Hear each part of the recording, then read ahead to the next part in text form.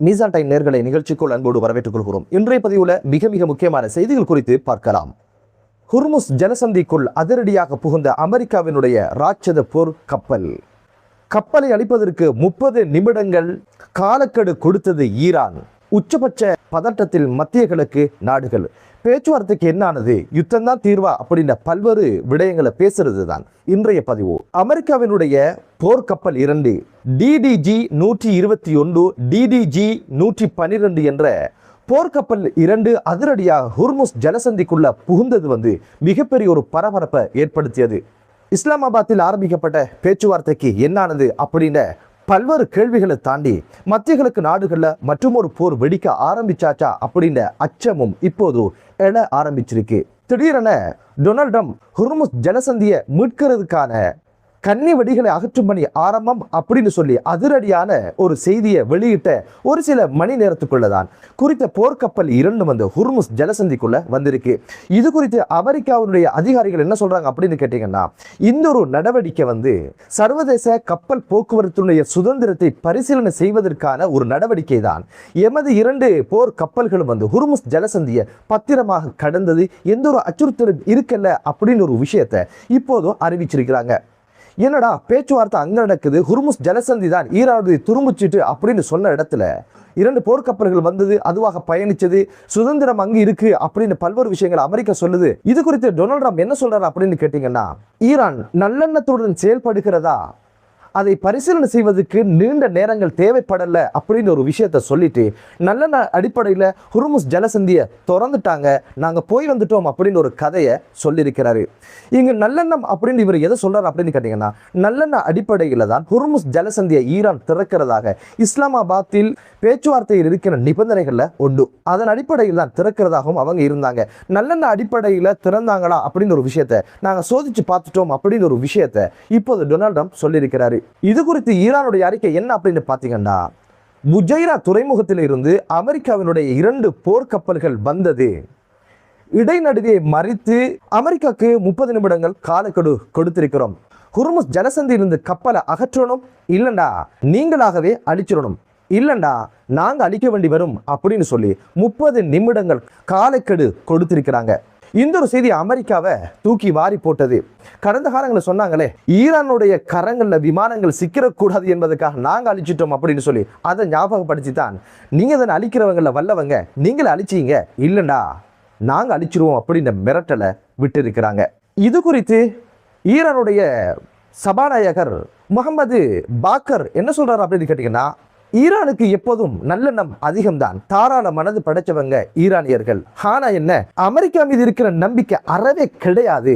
3 காலகட்டங்களை எங்களை நம்ப வச்சு கழுத்தறுத்தவங்க, உங்களை எங்களால் நம்ப முடியாது, எங்களுடைய தாராள மனதை கேள்வி கேட்பதற்கு உங்களுக்கு தகுதி இல்லை அப்படின்ற மாதிரி செருப்பால் அடிச்ச மாதிரி ஒரு பதிலை சொல்லி வச்சாரு.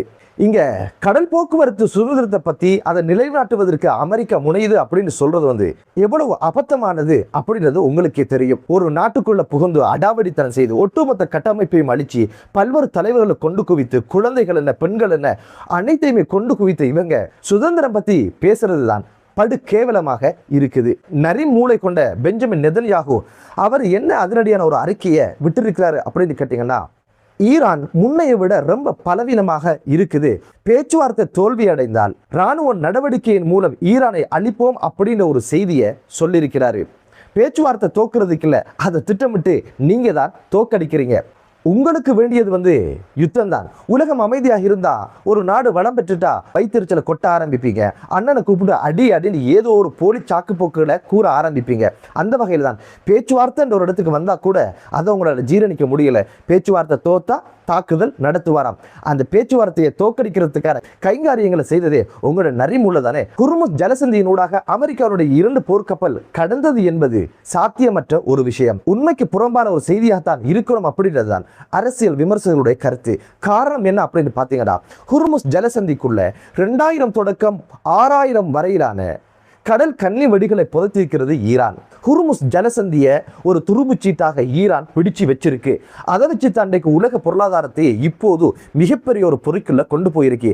இப்போது ஈரான் காட்டுகின்ற பாதையினால் மட்டும்தான் பயணிப்பதற்கான சாத்தியப்பாடு இருப்பதனால ஈரான் அந்த வழியினூடாக சில தன் நேச நாடுகளுடைய கப்பல்கள் பயணிப்பதற்கான அனுமதியும் கொடுத்திருந்தாங்க. அது மாதிரி ஹுர்முஸ் ஜலசந்தியுடைய எல்லா பகுதிகளிலும் பயணிக்க முடியும் என்பது அப்பட்டமான பொய், அது யதார்த்தத்துக்கு புறமானது அப்படின்றதுதான் இப்போது உலக அரசியல் விமர்சகர்கள் சொல்லுகின்ற கருத்து. எனவே அமெரிக்காவுடைய கூற்றில் உண்மை இல்லை என்பதுதான் உலக மக்களுடைய கவனத்தை ஈர்ப்பதற்கும் பேச்சுவார்த்தையில ஈரான் அடக்கிட்டோம் அப்படின்னு சொல்வதற்குமான ஒரு தந்திரோபாயம்தான் அப்படின்ற ஒரு விஷயமும் இப்போது பேசுபொருளாக மாறி இருக்கு. மற்றொரு விமர்சனம் முன்வைக்கப்படுது என்ன அப்படின்னு பார்த்தீங்கன்னா, ஒருவேளை அமெரிக்கா அறிந்து கொண்டே 2 போர்க்கப்பல்களை அங்க அனுப்பியிருக்கு. ஒருவேளை கன்னிவெடியில சிக்கிட்டா அமெரிக்கா மீது ஈரான் தாக்குதல் நடத்திட்டு பேச்சுவார்த்தைக்கு ஈரான் உடன்பாடு காணல, மீண்டும் யுத்தத்தை நாங்கள் தொடர்றோம், வழி இல்லை, உலக மக்களை பாதுகாக்கணும், உலக பொருளாதாரத்தை கட்டி காக்கணும் அப்படின்னு சொல்லி அண்ணனும் தம்பியும் வரிஞ்சு கட்டிக்கொண்டு மீண்டும் ஒரு யுத்தத்தை தொடங்குவதற்கான ஒரு தந்திரோபாயம் அப்படின்னு ஒரு விஷயமும் சொல்லப்படுது. புஜைரா துறைமுகத்தில் இருந்து 2 போர்க்கப்பல்கள் வந்தது அல்லவா. இந்த புஜைரா துறைமுகம் எங்க இருக்கு அப்படின்னு கேட்டீங்கன்னா, ஐக்கிய அரபு அமீரகத்தினுடைய துறைமுகம் தான் அது. பேச்சுவார்த்தை அங்க நடக்குது ரகசியமாக. அமெரிக்காவுடைய போர் கப்பல்களை அனுப்புவதற்கான அனுமதியை எதனால ஐக்கிய அரபு அமீரகம் கொடுத்தது அப்படின்னு கேட்டீங்கன்னா, இங்க நான் விசுவாசமாக இருப்பதெல்லாம் அண்ணன் அமெரிக்காவுக்கு அவனை பகைச்சிட்டு என்னால் வாழ முடியாது என்பதனால, ஈரானை பகைக்கிறது ஒரு விஷயமே கிடையாது என்பதனால ரகசியமாக அந்த போர்க்கப்பல்களை அனுப்பி வச்சாங்க. ஈரானுடைய உளவுத்துறை என்ன சொல்லுதுன்னா, இந்த 2 கப்பலும் வந்தது புஜைரா துறைமுகத்தில் இருந்துதான் என்பதை கண்டறிஞ்சது இப்போது ஐக்கிய அரபு அமீரகத்துக்கு மிகப்பெரிய ஒரு அச்சத்தை உண்டு பண்ணிக்கு. அமெரிக்க ஜனாதிபதி டொனால்ட் ட்ரம்ப் ஹுர்முஸ் ஜலசந்தியில இருக்கின்ற கன்னி வெடிகளை அகற்றுகின்ற பணி ஆரம்பம் அப்படின்னு சொன்னார் இல்லையா, இது சாத்தியமான ஒரு விஷயம் அப்படின்னு கேட்டீங்கன்னா, இப்போது இது சாத்தியம் இல்லாத ஒரு விடயம் அப்படின்னு ஒரு விஷயம் தான் சொல்லப்படுது. கன்னி வெடிகளை வைக்கிறதுல இருக்கிற சிரமத்தை விட அவைகளை அகற்றுகின்ற விடயத்தில் இருக்கின்ற சிரமம் அதிகம், சவாலானது அப்படின்றது தான் இப்போது பேசப்படுது. காரணம் என்ன அப்படின்னு பார்த்தீங்கன்னா, முதல் விஷயம் அமெரிக்காவிடம் போர் திறன்கள் இருந்தாலும் கூட கன்னி வெடிகளை அகற்றுகின்ற வளங்களும் அதற்கான தளவாடங்களும் அறவே கிடையாது அப்படின்றது தான் இப்போது அமெரிக்காவுக்கு இருக்கின்ற மிகப்பெரிய ஒரு சவாலான விடயமாக சொல்லப்படுது. இதனால் தான் 22 சர்வதேச நாடுகளை இந்த கன்னி வெடிகளை கொஞ்சம் அகற்றி கொடுங்கடா, ஈரானை கொஞ்சம் அடக்க போறோம், தனிமையில் போய்த்து சாக முடியாது அப்படின்னு சொல்லி ஒரு அறைகூவலை 22 நாடுகளுக்கு முன் வச்சாரு. எந்த நாடும் இந்த விஷயத்துல திரும்பி பார்க்கல. கன்னி வெடிகளை அகற்றுகின்ற பணியை கச்சிதமாக செய்கின்ற நாடுகள் எது அப்படின்னு பார்த்தீங்கன்னா, ஜப்பான், நெதர்லாந்து, பிரான்ஸ் அப்படின்னு சொல்லப்படுது. இவங்கள்ட்ட தான் தூரத்தில் இருந்து இயங்குகின்ற படகுகளும் மனித நடமாட்டம் இல்லாமலே கன்னிவெடிகளை அகற்றுகின்ற தொழில்நுட்பமும், அதுபோக வானில் பறந்து கொண்டே கன்னிவெடி எங்க இருக்குது அவைகளை செயலுக்கு செய்கின்ற திறன் கொண்ட ஹெலிகாப்டர்கள் இவங்கள்ட்ட மட்டும்தான் இருப்பதனால இப்போது அமெரிக்காவுக்கு வாயால வட சுடத்தா முடியுமே தவிர யதார்த்தத்தில் இந்த கன்னி வெடிகளை அகற்றுவதற்கான எந்த ஒரு நவீன கருவிகளும் அவர்களிடம் இல்லை என்பதுதான் அமெரிக்காவுக்கு இருக்கிற மிகப்பெரிய ஒரு தலையடி. இத்தனை சவால்களையும் வச்சுக்கொண்டு எப்படித்தான் இந்த ஒரு கைங்காரியத்தை செய்வதாக அமெரிக்கா அறிவிச்சிச்சு என்பதுதான் தெரியாத ஒரு விஷயம். இது ஒரு உளவியல் போர் அப்படின்னு சொல்றாங்க. இதுபோக இருக்கிற மற்றொரு சிக்கல் என்ன அப்படின்னு பார்த்தீங்கன்னா, ஹுர்முஸ் ஜலசந்தியை ஈரான் திறந்தா கூட அந்த கன்னிவெடிகளை அகற்றுவதற்கு முடியாத ஒரு சூழ்நிலை இருக்குன்னு சொல்லி ஈரானே அறிவிக்குது. காரணம் என்னன்னா, இந்தந்த இடத்துல வச்சிருக்கிறோம் என்றாலும் கூட அதே இடத்துல அது இருக்குமா அப்படின்னு கேட்டீங்கன்னா இருக்க வாய்ப்பு இல்லை அப்படின்றது காரணம். நீரோட்டத்தின் காரணமாக அது வேறு இடங்களுக்கு நகர்ந்திருக்கலாம் அப்படின்ற ஒரு அச்சமும் இப்போது எழ ஆரம்பிச்சிருக்கு. ஒட்டுமொத்தத்தில் சும்மா சுதந்திரத்தை வாங்கி கொடுக்க போறோம் அப்படின்னு சொல்லிட்டு சண்டித்தனம் காட்ட ஹுர்முஸ் ஜலசந்தியிலே சமாதியாக வேண்டிய ஒரு சூழ்நிலை தான் உருவாகி இருக்கு. இந்த ஒரு விஷயம் என்ன வகை அமைய போகுது? ஈரானை மிரட்டுவதற்கான போர் கப்பல்கள் உள்ள புகுந்து ஏதும் கபலீகரம் செய்யுமா, அல்லது அமெரிக்காவை அடக்கி வாசிக்க வைக்கிற மாதிரி ஈரானுடைய அதிரடியான தாக்குதல்கள் தொடருமா? பேச்சுவார்த்தைக்கு என்னதான் ஆக போகுது என்ற பல்வேறு கேள்விகள் எழ ஆரம்பிச்சிருக்கு.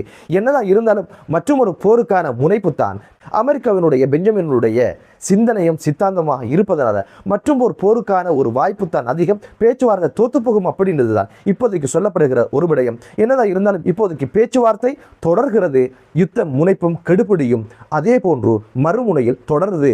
என்னதான் இருந்தாலும் மத்திய கிழக்கு நாடுகளில் அமைதியான ஒரு சூழல் உருவாகட்டும் என்ற ஒரு பிரார்த்தனையோடு மற்றொரு காணொலியிலே உங்கள் அனைவரையும் சந்திக்கும் வரை விடைபெறுகிறேன். நன்றி.